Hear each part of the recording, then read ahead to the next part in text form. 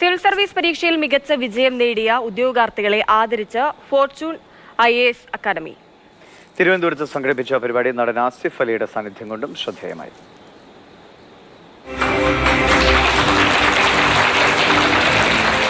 Nandana GP civil service rank പട്ടികയിലെ 47ാം പേരുകാരി.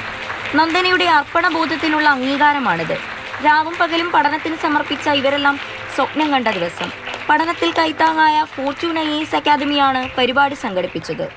ചടങ്ങിൽ മുഖ്യാതിഥിയായി നടൻ ആസിഫ് അലി. ഞങ്ങൾ ഉറ്റുനോക്കുന്നു, വലിയൊരു ഭാവി ഞങ്ങൾക്കും നിങ്ങൾക്കും ഉണ്ടാവാൻ നിങ്ങളുടെ വിജയം വളരെയധികം ആവശ്യമായിട്ടുള്ള ഒരു കാര്യമാണ്. സമൂഹത്തിൽ നിർഭാഗ്യരായ ആളുകളുണ്ടെന്നും അവരിൽ ഒരാളായി നിന്ന് സേവനം ചെയ്യണമെന്നും TK നായർ IAS. മുൻ പ്രധാനമന്ത്രിയുടെ ഉപദേഷ്ടാവിന്റെ വാക്കുകൾ ജനകീയ സേവനത്തിനിറങ്ങുന്നവർക്ക് പ്രചോദനമായി. നിർഭാഗ്യരായ ആളുകളുണ്ട്. അവരിൽ പലർക്കും എന്താ പറയുക, നമ്മളുടെ സാഹചര്യങ്ങൾ കിട്ടിയിരുന്നെങ്കിൽ നമ്മളെപ്പോലെയൊക്കെ വരാമായിരുന്നവരാണ്. ഇങ്ങനെ ഒരു കൂട്ടർ നമ്മളുടെ കൂടെ ഉണ്ട്. അവരിൽ ഒരാളായി ആണ് ഞാനും.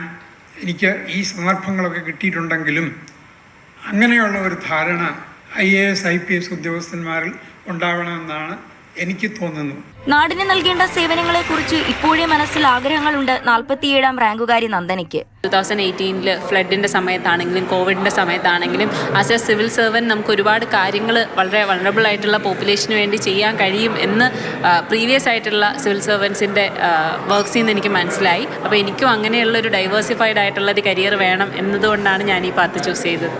Fortune IAS Academy director Sailesh Fernandez, Mathrubhumi news deputy editor Abhilash Mohanan തുടങ്ങിയവരും ചടങ്ങിൽ പങ്കെടുത്തു.